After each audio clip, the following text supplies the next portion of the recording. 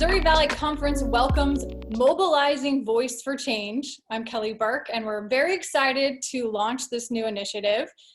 We have 4 league voices joining me here today for a roundtable on race and social justice. And introducing everybody, we'll start with Gabby Walker, who is a rising senior on the women's basketball team at SIU and is studying biochemistry. Gabby is originally from St. Charles, Missouri. Gabby, welcome. We have Dana Ford, who is the head men's basketball coach at Missouri State. Coach Ford is also a husband and a father to 5 and an Illinois State basketball alum. Harry Schroeder is the founder of Valley Hoops Insider, the website and the podcast. He's called college and high school games all over St. Louis, and he's a dad and a husband as well, and a longtime pastor in the St. Louis area. And Marcus Wilson is the college basketball analyst for Valley Hoops on ESPN. He's the 1999 Missouri Valley Conference Player of the Year and a standout from Evansville. And he is the executive director of the YMCA, the Bayer YMCA in St. Louis, also a father and a husband. So welcome to all you 4. Thank you so much for being here. And to start, we are now going on 3 months since the unspeakable deaths of George Floyd, of Breonna Taylor, of Ahmaud Arbery, to name a few. How do we continue to keep the dialogue and the movement that's been sparked since their deaths in the forefront of this country? And Marcus, let's start with you. Well, thanks again for having me. I think most importantly is things like this, is just to continue talking about it and not letting it become what was trendy at the moment. You know, I worry sometimes about people on social media posting some things, and if they're just doing it just because it's the kind of trendy thing to do, trends end.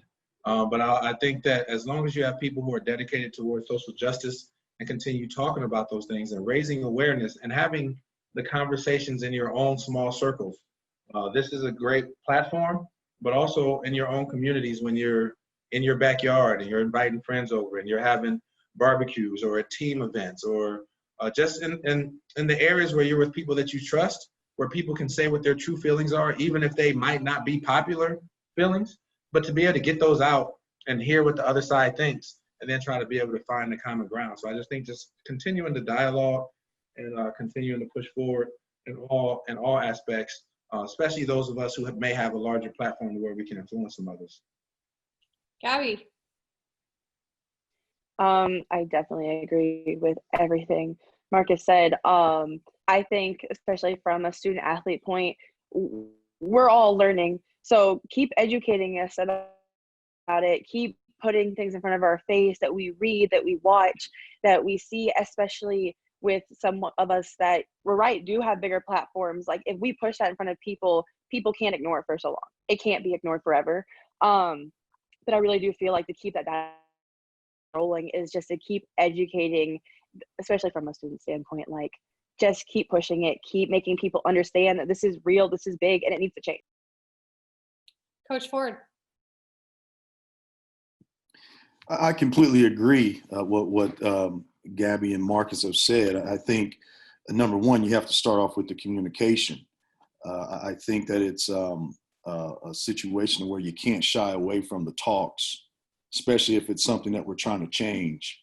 And, for some, they call it, tough conversations, uncomfortable conversations. And what I try to teach is they shouldn't be tough conversations when we're talking about humanity. They shouldn't be uncomfortable conversations. They're just honest, raw conversations, and those have to be had. They have to be initiated by those that feel enough courage and enough passion to step up and say something.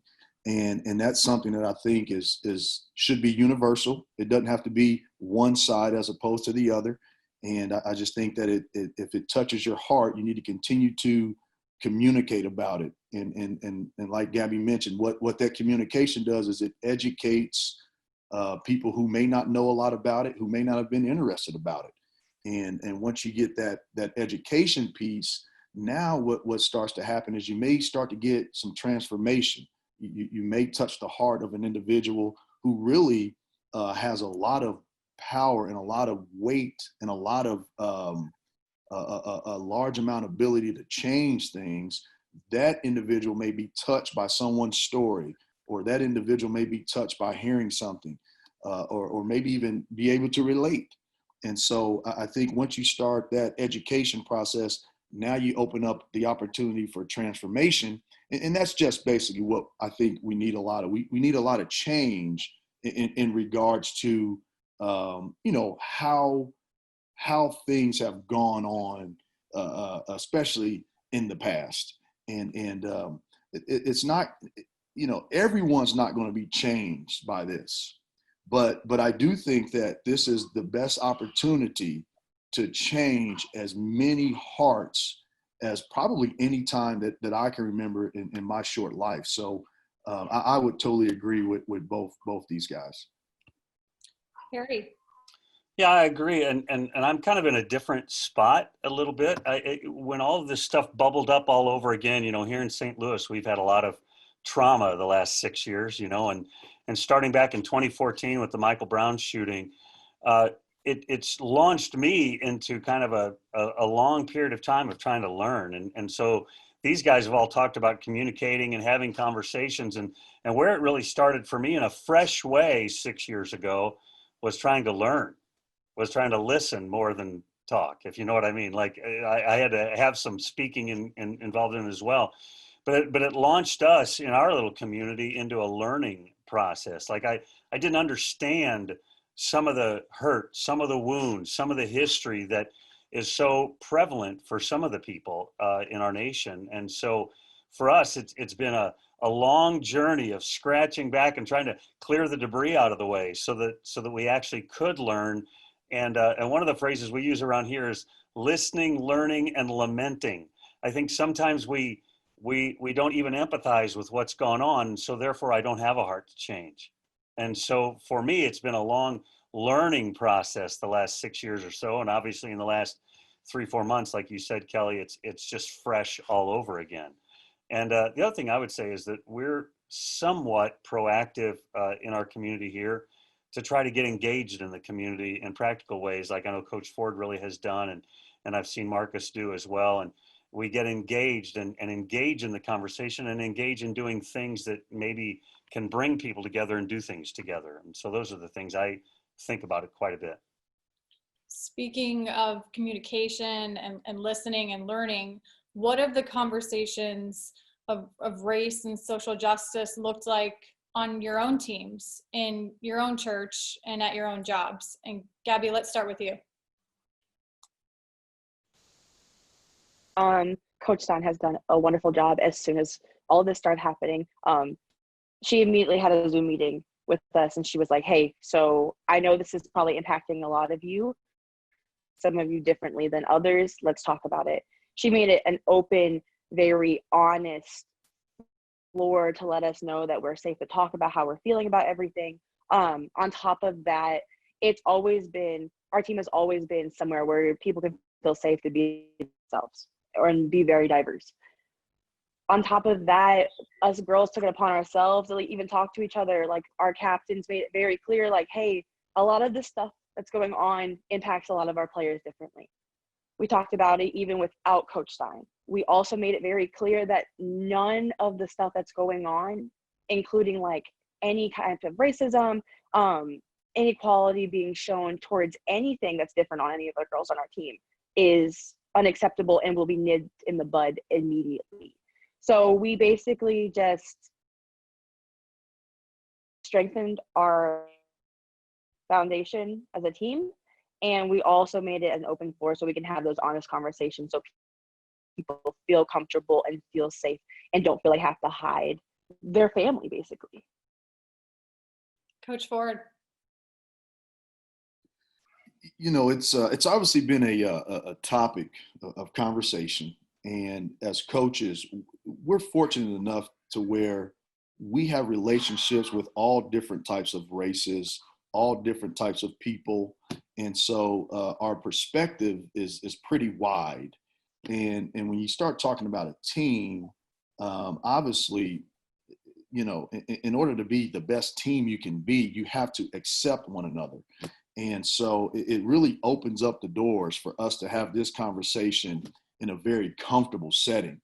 And I don't think there's any secret that a majority of the student athletes that we coach in men's basketball in particular are, African American males. And so it's for a coach, it's the perfect opportunity to not only educate those males that are on your team, but also their teammates that may not be African American, and get the response of empathy because they actually care about their teammate. And so what we try to do is, like everything, we try to tell the truth. We try to be honest. And what we try to do is obviously elevate the problem, the issue, put it on the forefront, and have those conversations about maybe how someone is feeling, how someone's been treated, and then even give guys the opportunity, if they wanted to show empathy towards guys who feel like they have been discriminated against, whether it be earlier in their lives, whether it be a loved one, and just continue to increase the bond that we have for one another. And what I've found is that the young men on our team and our program that are not African American, they're just as passionate about trying to help and change this situation as I am, right? Being an African American male, trying to lead and direct people into the future. So, for us, being a part of a team, it almost comes second nature to actually care about the person next to you.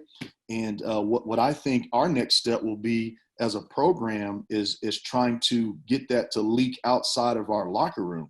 And we've started a program here in town that puts us in the middle of the community. So it's not as difficult when you coach this generation on this subject, because the truth of the matter is, as you get further and further away from slavery and segregation and Jim Crow, the other races start to get closer to the one that feels as if they have been slighted.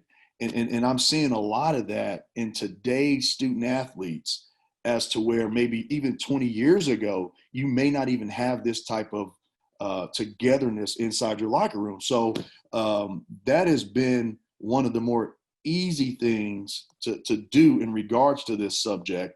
But like I said, I think the real challenge becomes, how do you get that feeling that you have in your locker room for one another to leak outside into your community, and hopefully past your community into your state, into the nation. And so I think that's the next challenge for our program. Harry.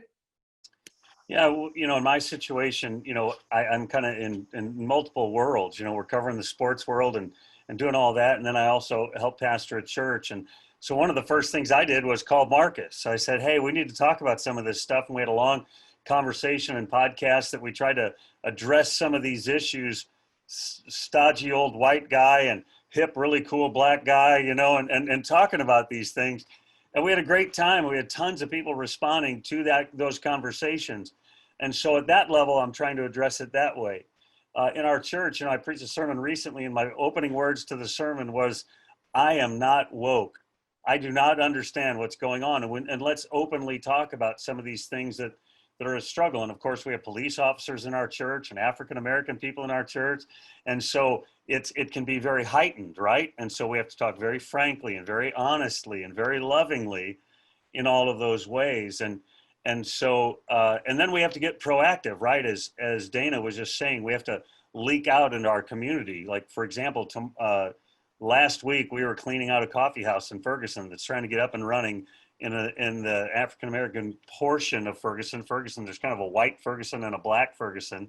And so try to get our feet on the ground in some of those places. And tomorrow night I'll be praying there's a nationwide thing called Pray on MLK, and hundreds of cities across the country, there'll be people praying along the street wherever there's a Martin Luther King Drive. And so we have to also get outside of our church building, not just out of Dana's locker room, you know, and get out there and try to do something proactive. Like I said, I know Dana is super engaged there in Springfield. I've watched some of the things he's doing, and Marcus is just amazing in the stuff that he's doing. And so we, like our church, our community is 97% white. And so I've got to, you know, nudge people that it's just outside their comfort zone. And so that's my job, is to disrupt comfort zones. Marcus. Yeah, I'm gonna try to keep this short because I could talk about this forever. I think just to build off of one of the things I love about sports, and Dana talked about this, is you know, in the team locker room, you get to talk about things. There's a camaraderie there, and I'm sure Gabby can speak to it. But there's no other time in my life where I've been with 12 other people where we felt like.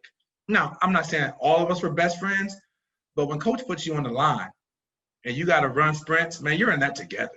And you start to develop that. And there's conversations that happen in the locker room that other people just don't have because they don't have that camaraderie, right? And so teams can have intimate conversations. Then you have friends at work and you go through diversity classes, and let's be honest, people are scared to say the wrong thing. You say the wrong thing in a diversity class at work or on social media, you're going to get attacked and you're going to get fired.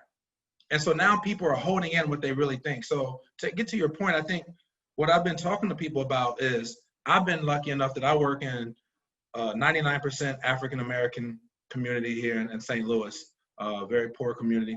I live in the suburbs of St. Louis. So I get a chance to see both sides every day. And then, you know, I have some really good friends who feel comfortable asking me, Marcus, why are people rioting?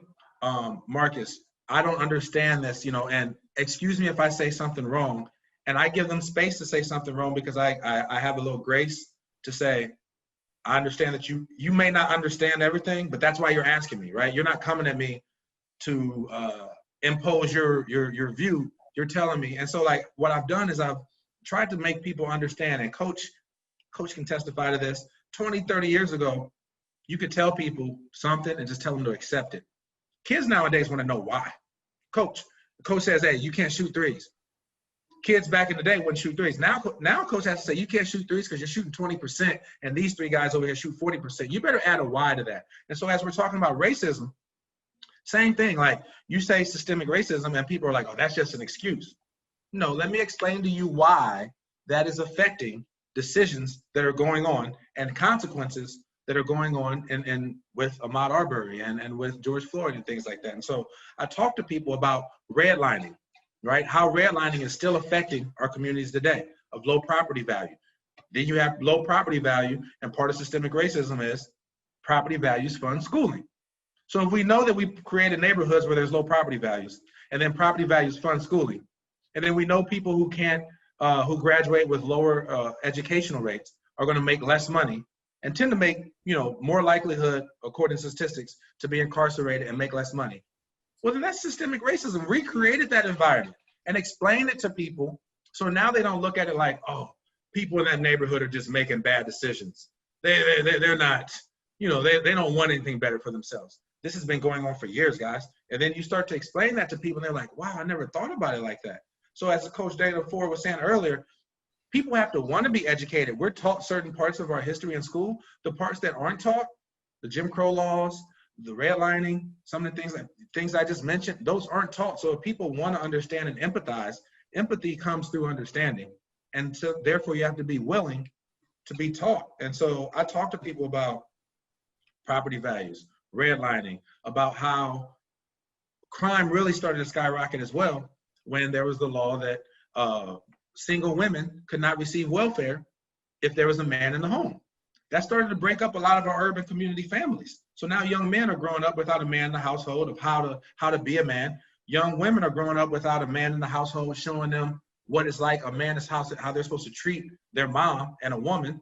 And there's women out there that had to put the father out of the household in order to receive welfare to make ends meet.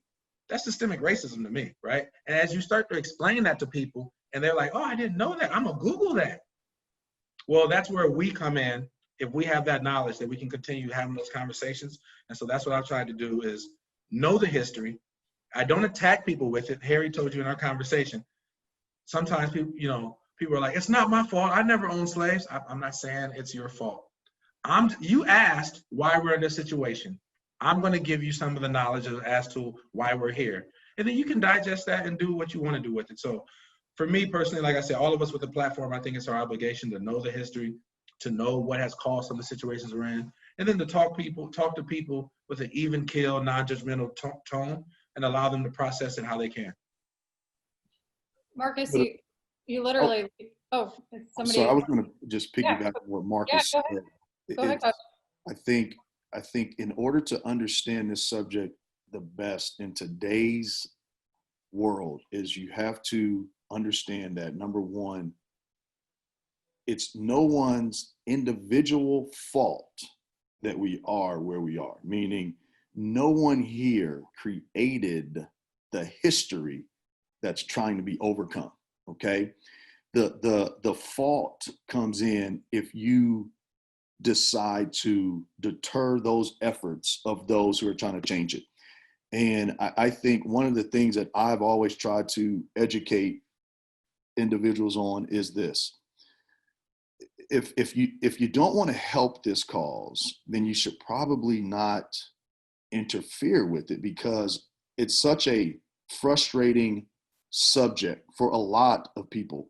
And it's one of those emotional topics, because what it does is it impacts the people who paved the way for you to be who you are today. So, for example, a guy like myself, when I hear people say, you had the same opportunity I did to be successful.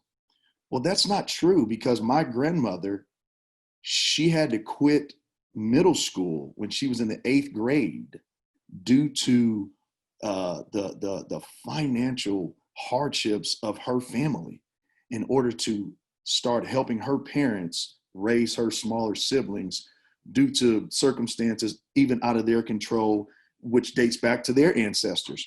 And so for someone who hasn't had to have that story, I don't think you can attack me in the sense of saying, we both started on home base, right?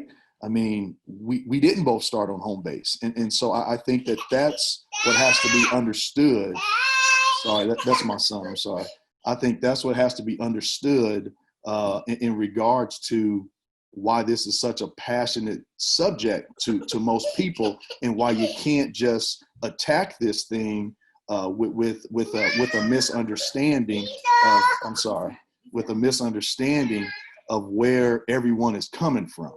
And so and those conversations can go south really fast, because some people feel guilty. But one of my best friends in town is the son of a doctor.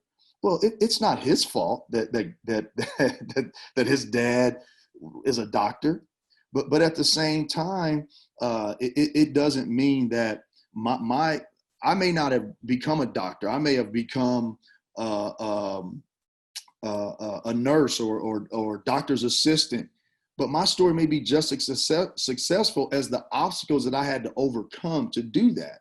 And so I just think that it has to be more of an understanding that we all have different stories, and that's okay, as opposed to saying we all have the same story, because we don't.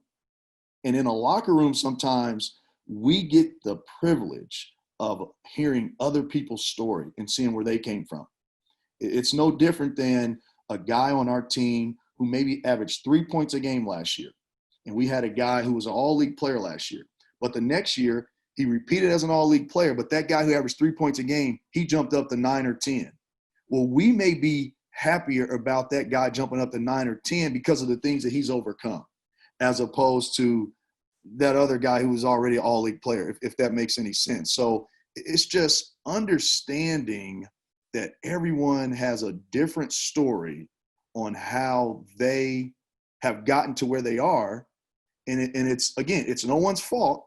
It's no one's fault. But if you want things to change, then it will be your fault if you try to deter those efforts. And so I think, just piggybacking on what Mark said, that's why it gets so emotional, because it's a defensive thing and people feel guilt. Well, there's no guilt, okay? There's no guilt.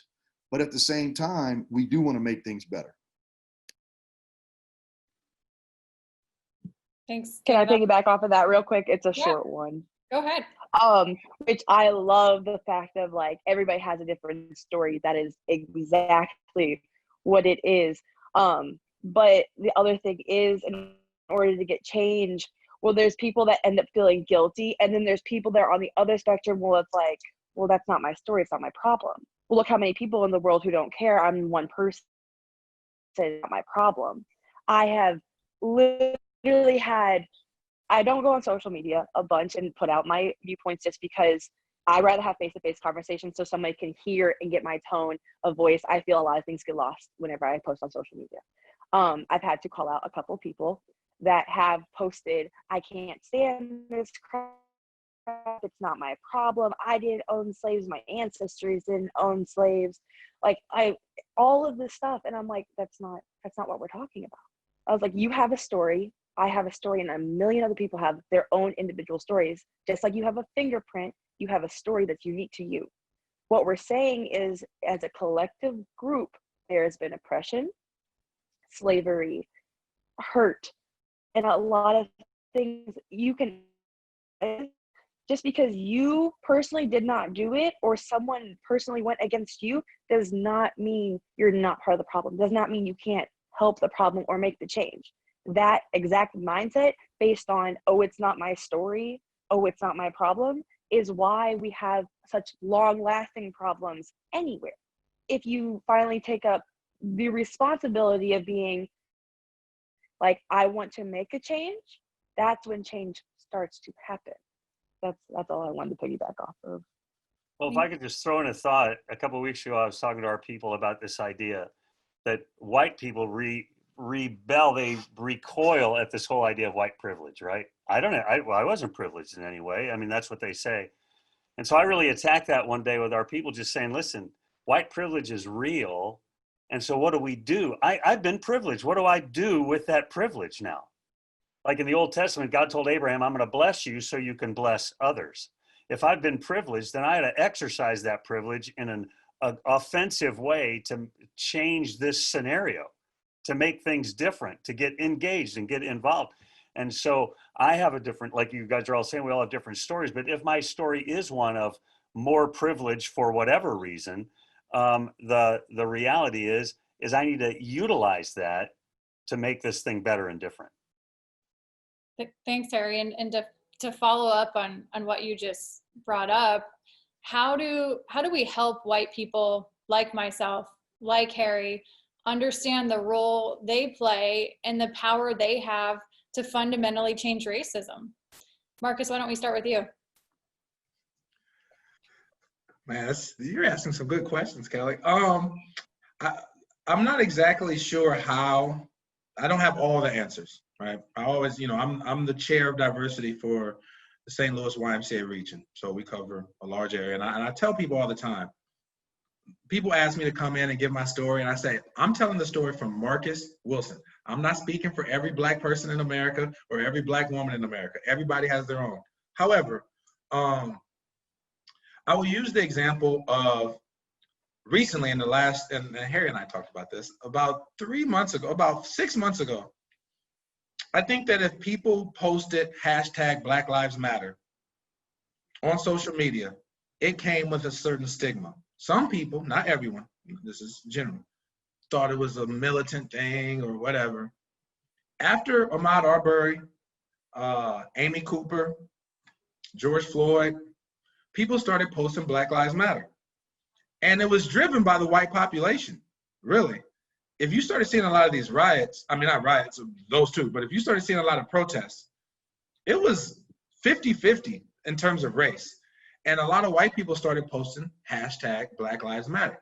And so we had a discussion here at my organization a few months back where it was like, how do we get more women into leadership? And I compared to this, like, well, the majority has to make the decision that they're going to start getting women into leadership. I mean, the minority has been asking for equality for a while. eventually the majority can push it along at a much faster rate than the minority asking for equality. And so it's the same thing when it comes to race. I think recently, and the reason Coach Ford and many of us have said, and he said this is the best opportunity he's seen in his life, and I can say that as well, is I've never seen this many white people wanting to be a part of the change. When we saw George Floyd saying, "I can't breathe," and everyone was traumatized by that, we saw that in 2014 with Eric Garner and felt the same thing. For some reason, it didn't hit home with the majority then, but it hurt me to watch that. And so the majority it's caught their attention. And when I say the majority, white America. So I just think that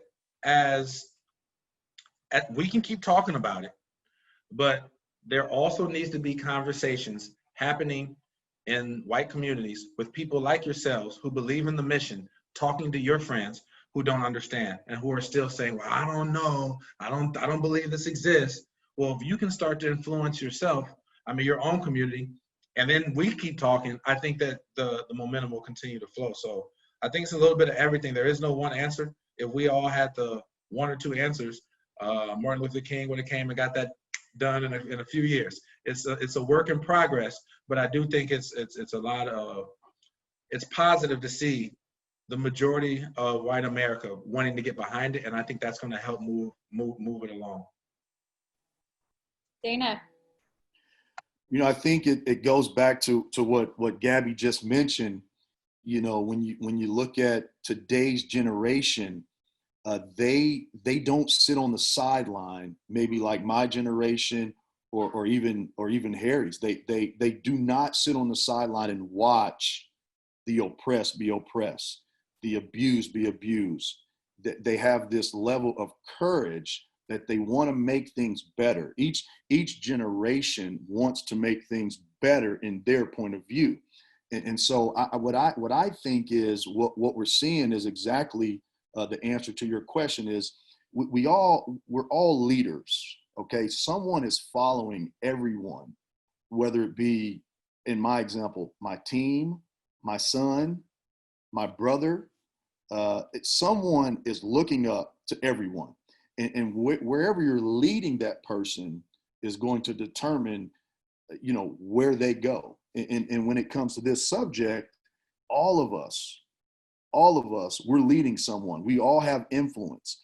And if we can continue to take that influence and move it in the right direction, then I think that's the best way to help this cause.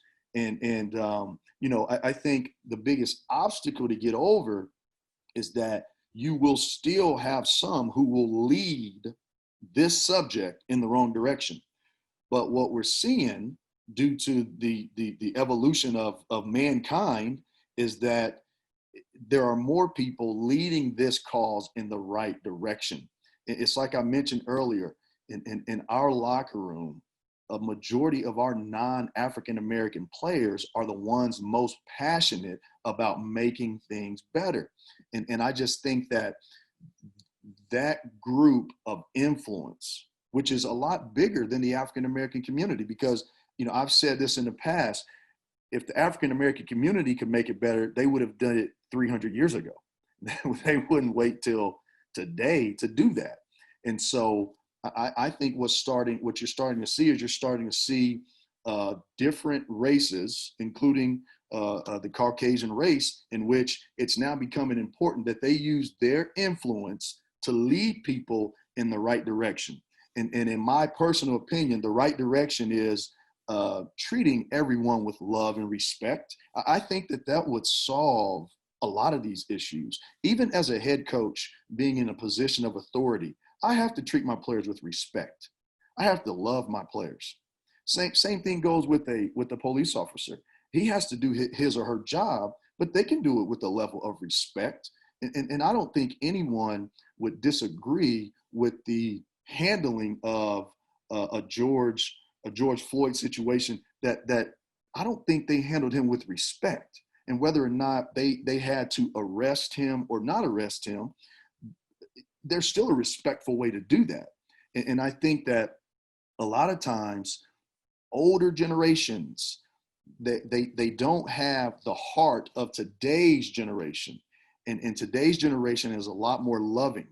And like I said, that's the way that it can continue to change, because now you have individuals from all over the world, individuals from all over our country starting to feel the same type of way in regards to the direction they want to lead, and a lot more empathy being shown.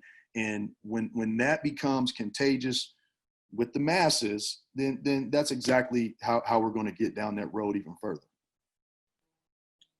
Dana, you mentioned love and respect, and you brought up the police for a second. And right now, there's a lot of opinions, there's a lot of tension in this country with regards to law enforcement. Some of it's warranted, some of it is not.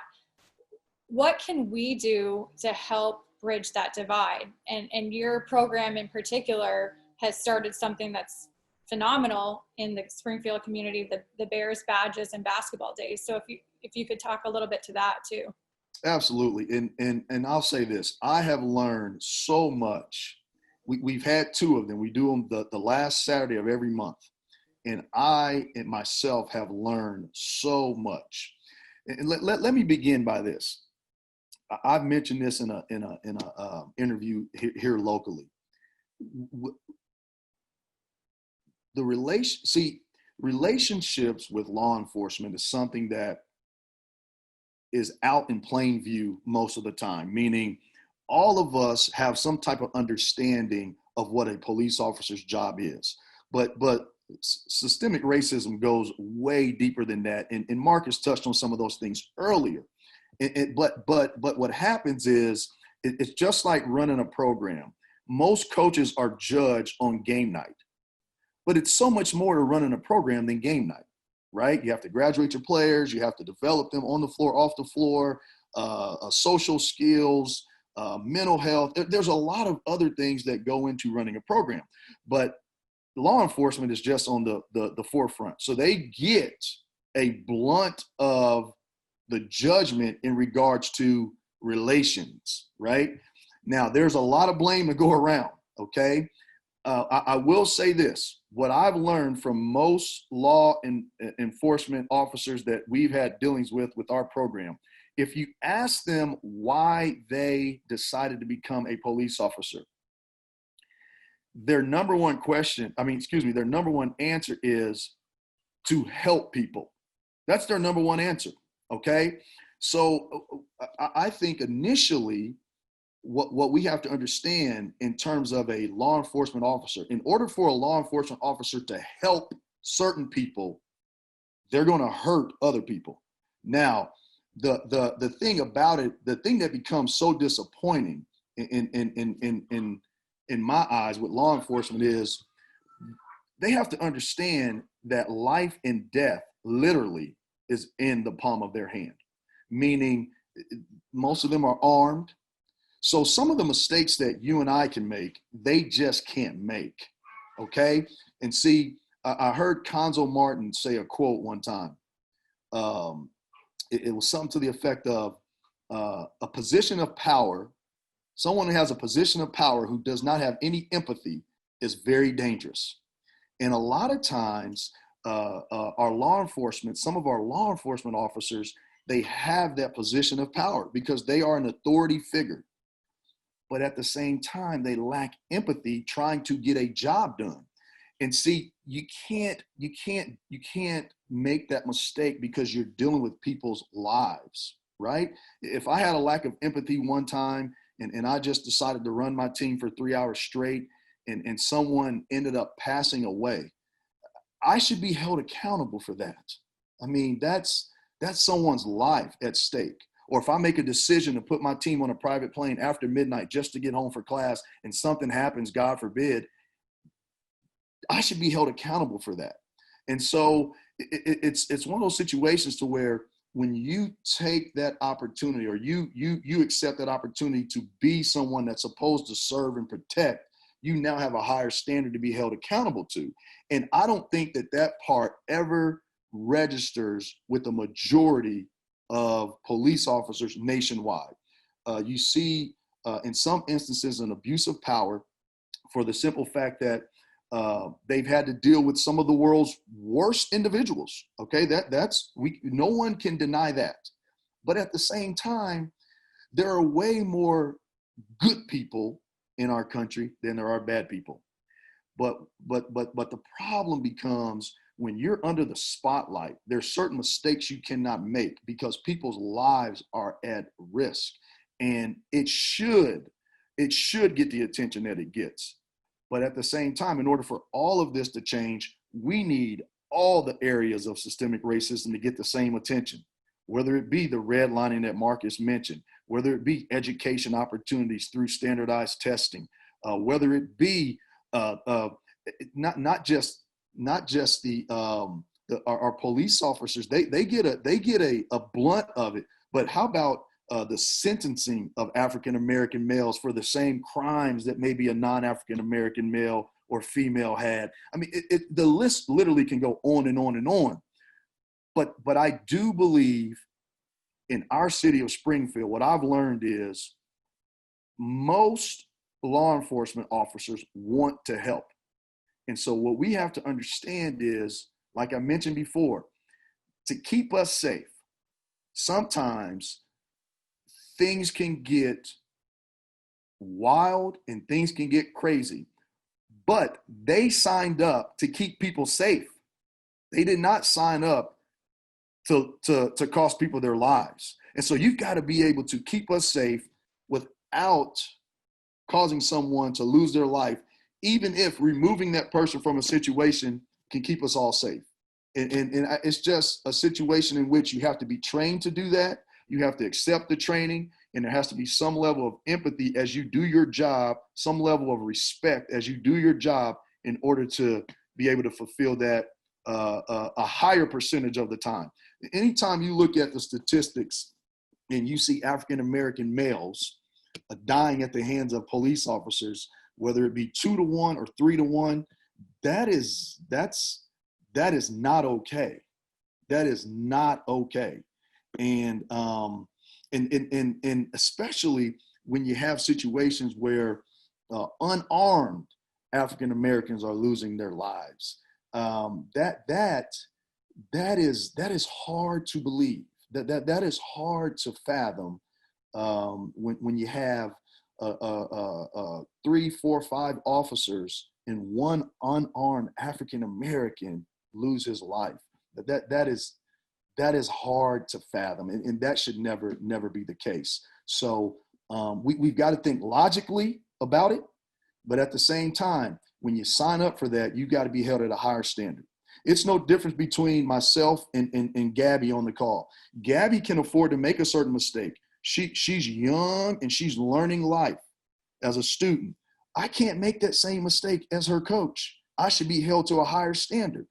And that's the same thing that we must do, and our law enforcement officers must not only understand, but they have to accept that they're held at a higher standard. Thanks, Dana. Harry, if you could speak to this a little. I know you've been involved with local law enforcement there in the St. Louis community recently. Yeah, I mentioned we were in Ferguson cleaning up a coffee house, and then the next day we visited 2 days in a row. Then we visited some police departments and brought them snacks, food, and thank you letters. I honestly was taking a cue from Dana's thing. I want to be engaged everywhere, right? We've been downtown. I've been at the riots and the protests, and been at police stations. I think what we failed to do, and I love how Dana used the word empathy. I think what we fail to do is see people as individuals. Even today, we are all wearing masks all the time. And if you go to a protest tomorrow night somewhere, the people are going to have masks, hoods, the police are going to have shields, face masks, everything. We've ceased being human beings to one another. And so we do have to change. We have to change and see each person, regardless of color or whatever, they're individual people. I talked to one police officer and I asked him about the Minneapolis thing. I said, what did you see? What went wrong? And he said, those other guys standing around, he said they didn't do their job. He said, Harry, when you're in a hot pursuit, now that didn't look like a hot pursuit to me in terms of watching that video, but he said, when you're engaged in that, you'll lose it sometimes, and your backup guys need to help you.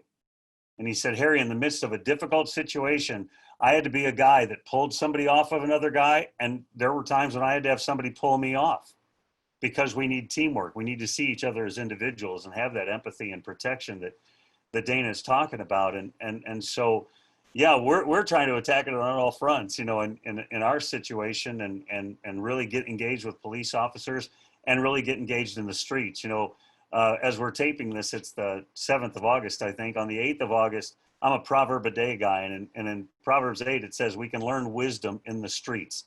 And so we're trying to get into the streets so we can learn more and get engaged with people so we learn and participate, you know, in certain ways. And so, yeah, we're trying to attack it on all fronts, personally and as a church, and, you know, those kinds of things.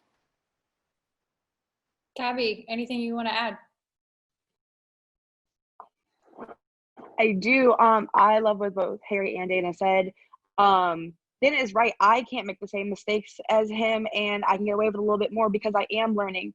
But things that I notice with like police force, like one, I know I'm a Black person. I'm well aware of my skin color. I see myself in the mirror almost every day, or there's some kind of reflective surface. I like to see myself. So, but I still wave to police officers. I understand that the few don't always represent the many. That's never true. Look at religion. There are extremist groups that don't represent the entire religion. They're a sect. That's all they are. Black people with race, with color, everything. What I think should honestly happen is, one, more job training. There are so many kids that are just pushed through this, like through the police academy system, and then given the sense of, hey, you're in charge. I don't know if anybody else has siblings, but whenever mom and dad said I was in charge, I was a brute. That sometimes happens with people. It's a psychology thing. Like, if you are told that you were in power and you were in charge, you kind of get a stigma. Not all people do. And then another thing is, how about part of job training for police officers? Take off your uniform and go out to the communities that you patrol. Go walk the street, and other than just having a badge on. That way they aren't intimidated by you because they don't know what you're going to do, and you're not intimidated by them because there isn't that tension anymore. I think community outreach programs with officers is a huge way to bridge this. And I also think encouraging people in the community to engage in law enforcement. There's a comedian, I can't remember the name, and I just remember sitting and watching like their comedy show, having a great laugh, but something really caught my eye. They were like, you can't put a sheep in the middle of a lion's den and expect that sheep not to feel anything. I'm looking at a lion and I'm a sheep. I'm going to think it's aggressive immediately. If you take someone that's not used to that culture, not used to that community, and you put them in the middle of that community, you're going to have conflict. That is just a misunderstanding. But say it's someone who has been in the community, knows what the community is about, understands it, put them in that same community. Now, oh, they don't look as aggressive. Oh, it's just someone doing this. Okay, it's a kid walking from the store who stole Rellos. Hey, give me the Rellos, go apologize, or I'm gonna tell your aunt. Do it again. Okay, now we have to go downtown.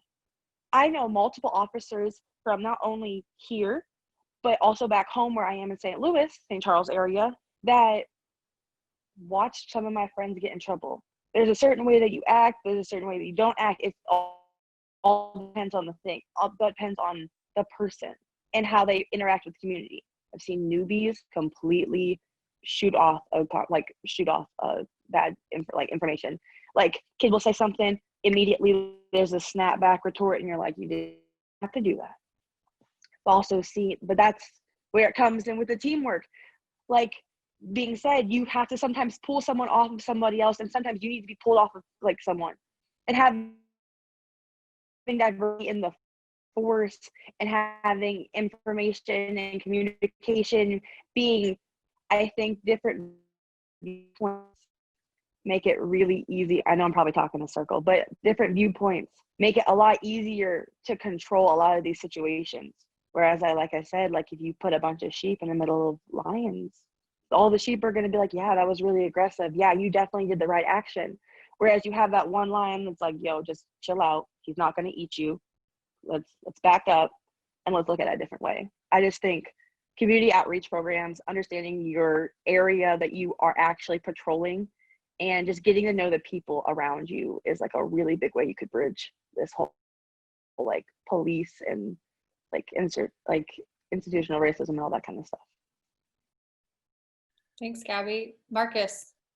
I'll be brief on this. I think that we all know that, like, and Coach Ford mentioned this earlier, that oftentimes African Americans have gotten tougher sentences, and we know that we've had adverse experiences with police officers. I have. Almost every Black person I know has felt like they've been profiled at some point or something. And so, and when I teach diversity classes, one thing I say is you have to ask people why they feel a certain way. If I talk to a white person, they said they didn't like Black people, and I said, okay, why? And they said, well, every day on my way to school, from middle school through high school, these 4 Black kids used to beat me up every day. I probably wouldn't like Black people either if I got beat up every day. But you know, like now you have to understand this is their experiences. And now we have to try to create positive experiences. I use that example for that. So if we know that there's been a history of profiling and a history of unjust, harsher sentences and police brutality in the community, instead of just saying we got to hope that it gets better, we have to create more touch points. So when we have programs like what these men are doing, we need more of those. I try to bring like a police ice cream truck here. Right now, oftentimes, unless you have programs like what they're running, the only time many African-American people are having interactions with the police is in negative situations. If you're only experiencing negative situations with people, you're going to have a very bad perception of them. So if we know that, we have to find more programs and put government dollars behind creating more positive experiences. I don't know if it's midnight basketball leagues, like Gabby said, it's the police versus people in the community. I don't care what it is. I'd be in support of creating opportunities where the police and the public can now see each other. Because at the end of the day, the police officers always say, I got a family, I want to go home too.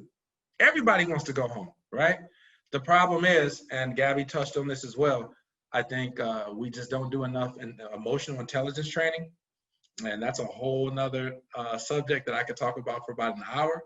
But, you know, I see people, and we all know people who are very strong in the church, and they're spiritually there, and they work out, and they're physically there, and they got 4 master's degrees, and they're mentally there. You call them out their name, and they'll throw it all away because emotionally, they're not equipped to handle those situations. And what I've seen in the example of some of these police brutality and in some of these murders that we've seen is a police officer was in the moment and emotionally could not make an emotionally intelligent decision. That needs to be part of our training process. And if we know that's happening, like we talked about we haven't talked about Rashad Brooks in Atlanta. The man was sleeping in his car. He had been drinking, got into a scuffle. They had his car, his license plate, his driver's license. They could have picked him up within 24 hours. They knew they had everything they needed to go find him. But emotionally in the moment, it was, let's pull the gun out and we're going to shoot. That's just an emotionally poor decision. And coaches teach that to their players when they say, toughness isn't punching the kid back. Toughness is keeping your eyes on the prize, even while when other obstacles come up. I just think oftentimes we get police officers that lose sight of what Dana said their original goal was in those situations, and we have to do a better job of training them to do so. And to add on to what they mentioned, so I think what everyone is saying, and this is the basis of our program, and Pastor Brett Fuller, who's with the NABC, has an awesome video out that I think everyone needs to take a look at. And basically, identification can lead to reconciliation, and that's really what we're striving for.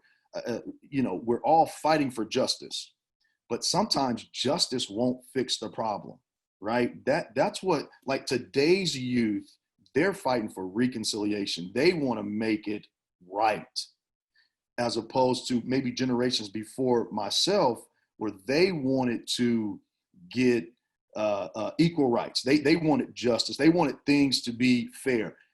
Today's generation, not only do they want things to be fair, right? They want things to change wholeheartedly and be better.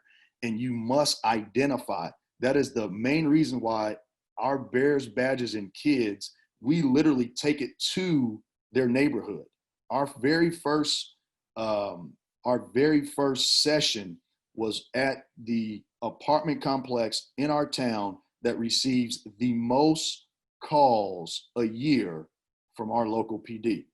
And we had about 10 officers there, 1 in uniform. The other 9 were in a group mixed up with the kids. And when we started the day, our police chief said, point to the police officers that are here. And every kid pointed to the one that was in uniform. They had no idea that they were actually playing basketball with other officers. But not only that, the officers got an opportunity, because I allow for the parents to be involved. The officers got an opportunity to see how these kids were being parented. And a couple kids were getting out of line, and mom and dad were pretty hard on them. And so what the officers have to understand is most kids growing up in an African-American community are growing up with a complete different teaching of what discipline is, what authority is, than maybe they are, or what they believe it should be. So that identification is key. And we both have to get into each other's world. We have to get into each other's business in order to reconcile with one another and make these things better. Thanks, Dana. As we wind this conversation down, we have so many listeners and viewers who will watch this who are parents. And right in our own conference, we have Nolan Davis, who some of you know him. His dad is Assistant Commissioner Ryan Davis, who's married to Kristen. And Nolan recently organized a children Black Lives Matter march in St. Louis. He's only 8 years old, and he made national news. More than 700 people showed up.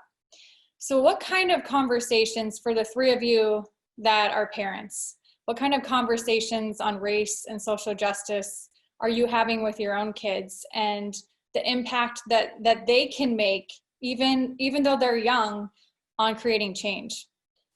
Marcus, why don't we start with you? So I've had conversations at all ends of the spectrum with my son. He's 13. Well, I have one who's 22 and one who's 13. But my 13-year-old, it was devastating around the Ahmaud Arbery and George Floyd times, because as I told Harry in our conversation, it was twice in about a 3-week span that my son had to look at me watching TV and say, "Dad, why'd they kill that black dude in the middle of the street like that?" Because, it's all over the news.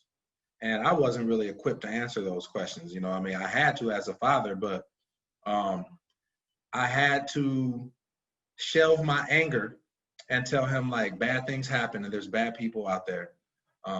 But in contrast to that, this is where you can make a difference, right? And this is where I need you to make a difference if you want this to not happen again. And so just teaching people about grace and teaching people about love a little bit. Too many men are afraid to use the word love at times and show their feelings. And I tell my son it's okay to do that, right? And so just teaching him, and I think Dana has touched on this multiple times about this generation, the old generation to now. I think, I'm wearing this shirt, so it's going to kind of summarize what I'm saying. Our definition of what love is has to expand, right? It has to expand beyond, I love my family. Some people are like, if all I do is take care of me and mine, I'm good. No, it's now at a point where you have to take care of you and yours, and the kid across the street, and the kid down the block, and the person who's in a relationship that you think they shouldn't be in that type of relationship, or whatever it is that was in your little small box of who you think you should love, that has to expand. Now, how we do that, it comes through understanding, comes through empathy, maybe coming through church, it may be coming through conversations. You can expand that and build that love muscle up in your own way. But if we stay in the box, there were people in the 1960s. I mean, interracial marriage was just legalized in 67? So before that, 50 years ago, people thought that wasn't, people shouldn't love that way. We now think that's ridiculous. And so from now till later, from then till now, and from now moving forward, we just have to continue expanding, and people have to challenge themselves. Am I really loving people like I say I am? Or am I only loving the people that have the same thoughts as myself?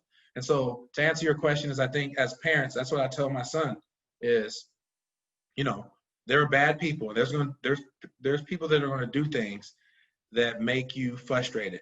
Do not paint the entire race or religion or whatever because of that one person's actions. And if you really want to make a change, you're going to have to love bigger than the example you just saw, whatever that negative example was, and just trying to challenge my child with that. Harry.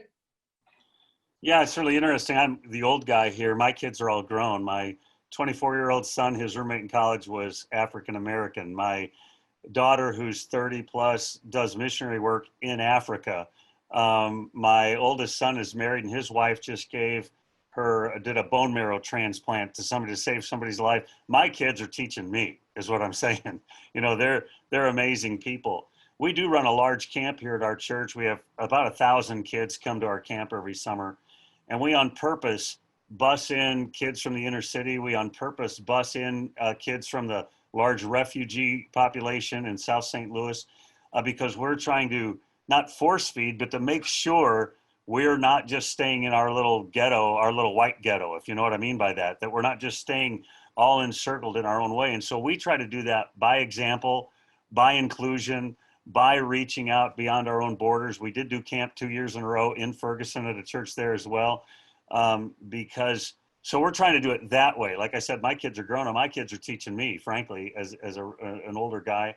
And, but as a, you know, in terms of where we're going other places, we're trying to do it by example. When we went to Ferguson, we went to those police departments, I grabbed 15, 20 college kids and said, you're going with me. And this is what we're doing. And some of them didn't want to go. Some of them didn't want to go to the police department because they're mad at the police right now. And I said, I don't care if you're mad. We're going to go because we're going to figure out what Marcus was just saying. How do we love somebody that's different than us or somebody that's made us mad?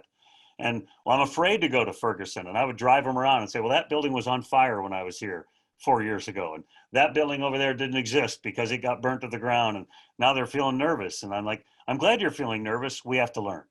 We have to grow. We have to figure out how to love the people that are around us. And so that's what we've been attempting to do. And like I said, my own personal children are teaching me. Dana.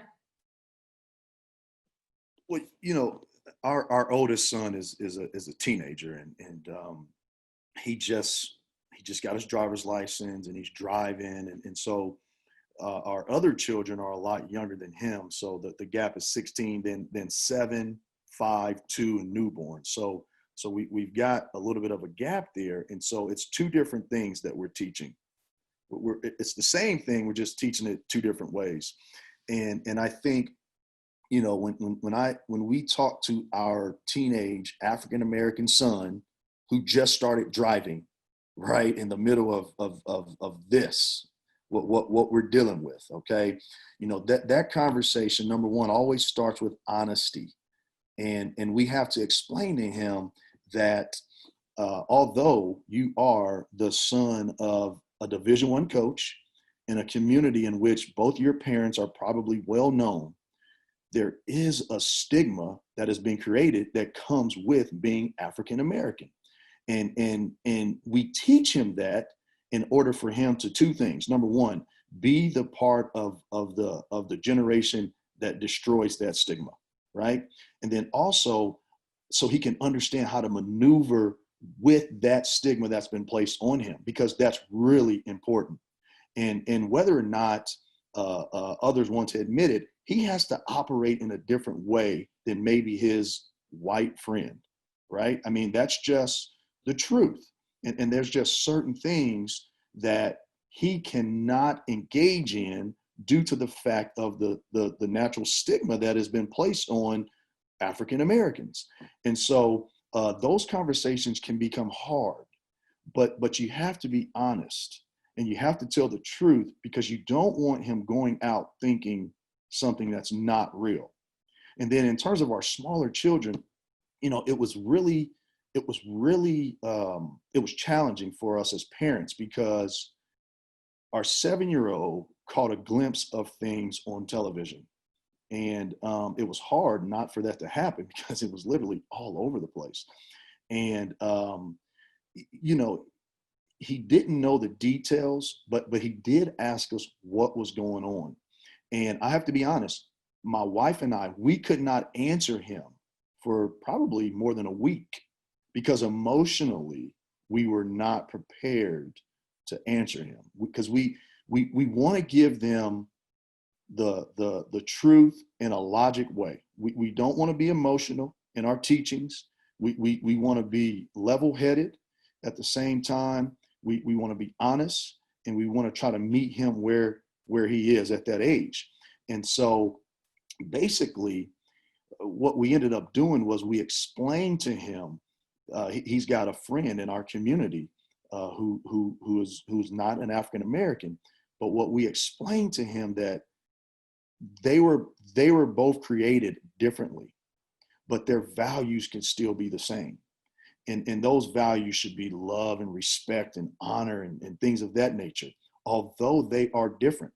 Because I think one of the worst things we can teach is colorblind. I think you have to accept the fact that we all are different shades, but that should not be a reason that you're treated differently just because you're a different shade. And so I think when you're dealing with that age group, they understand that. Like, they can see that they're different colors, but at the same time, their values as human beings should be the same.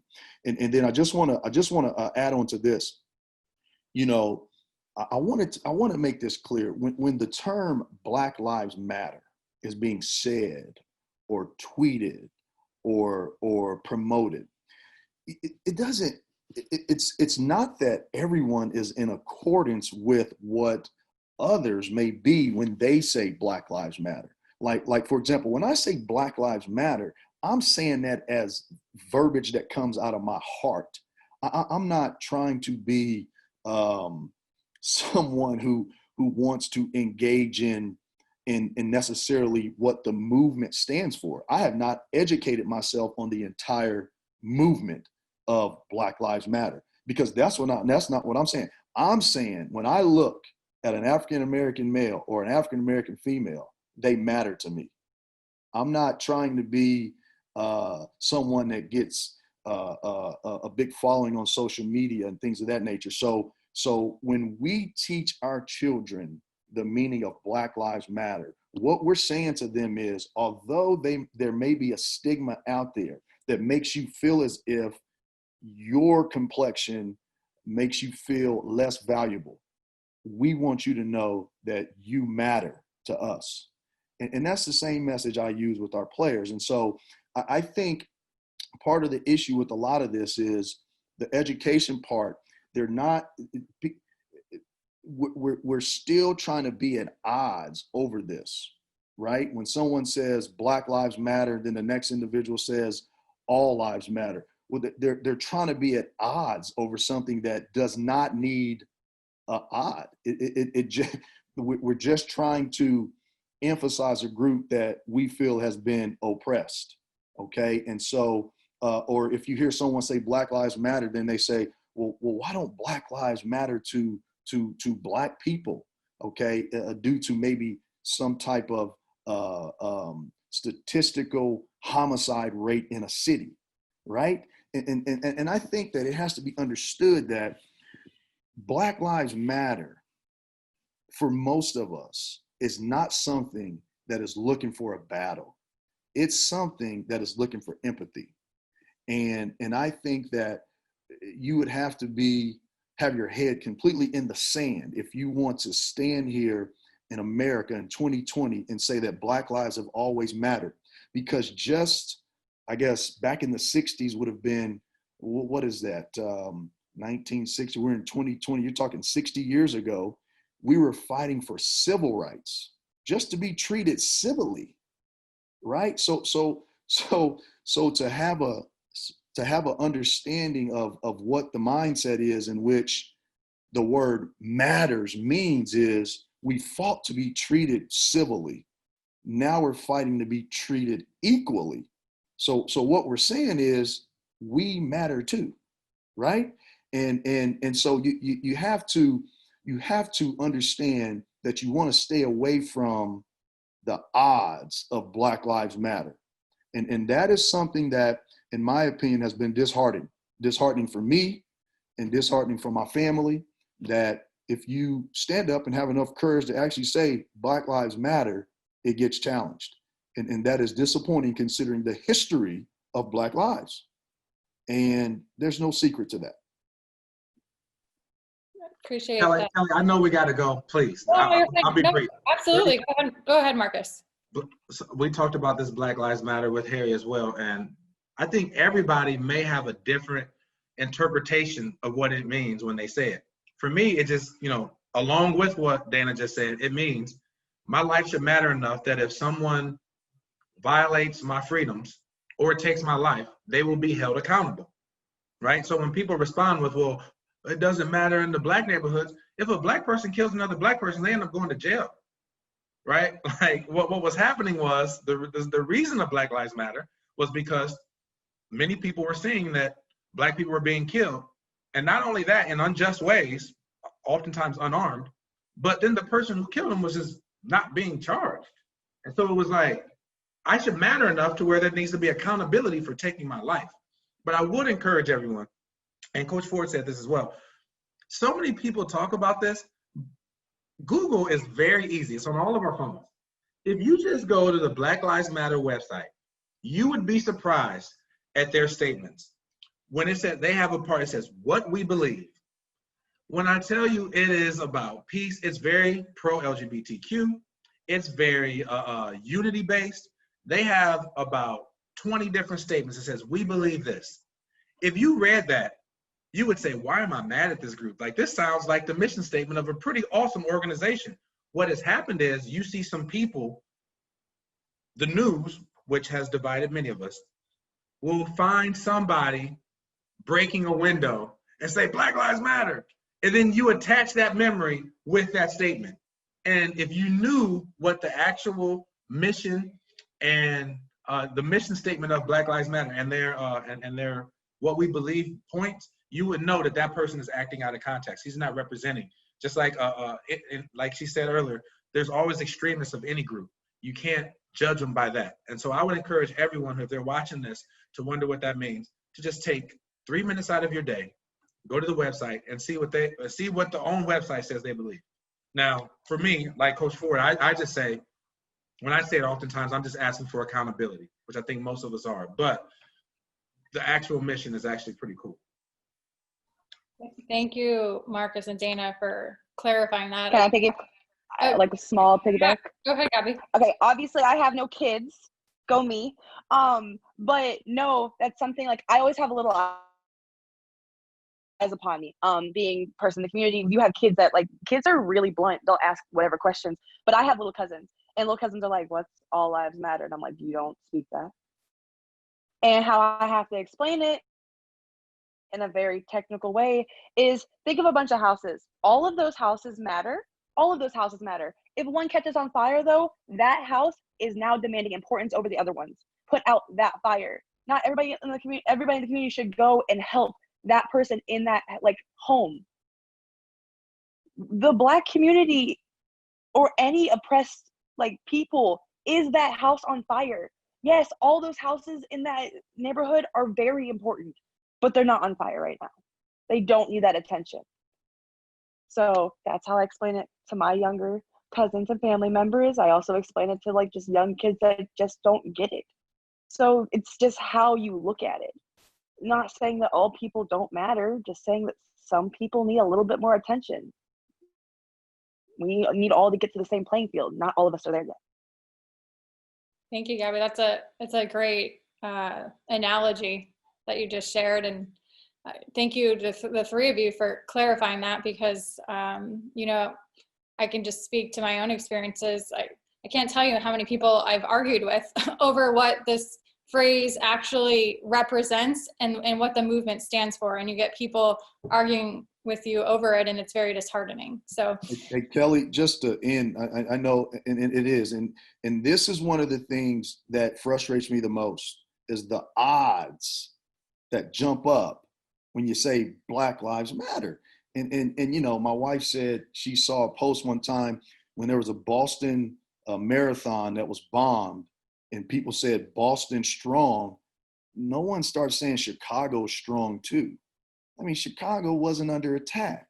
And now think about this. I want everyone to think to themselves, what other race or what other word creates such an odds than Black Lives Matter? Literally, I don't know if there's anything else in our nation that we have all rallied around ever that creates as many challenges against it than when someone simply says the words Black Lives Matters. And to me, that alone says it all.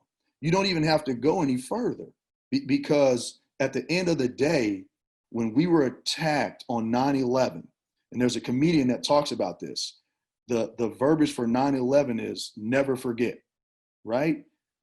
Well, slavery, we're supposed to forget that.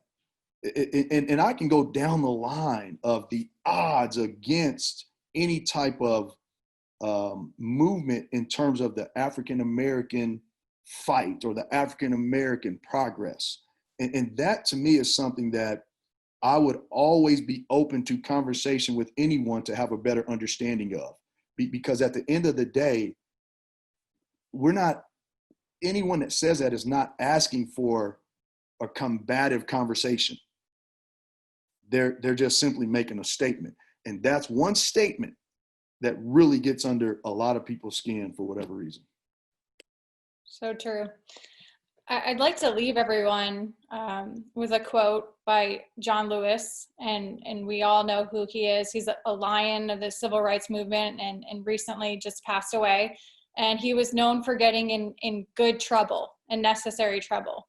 And he wrote an op-ed in the New York Times that was released the day of his funeral. And I'm going to quote what he said. He said, "I urge you to answer the highest calling of your heart and stand up for what you truly believe. In my life, I have done all I can to demonstrate that the way of peace, the way of love, and nonviolence is the more excellent way. Now it is your turn to let freedom ring."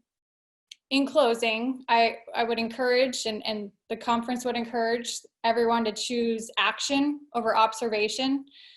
A heartfelt thanks to Gabby, to Dana, to Marcus, to Harry. Thank you for your vulnerability. Thank you for your honesty today. Thank you for educating, and thank you for your courage. And thank you for continuing to speak up. And for those that are listening and watching, we encourage you to continue the discussion on Twitter. You can use the hashtag OneValley.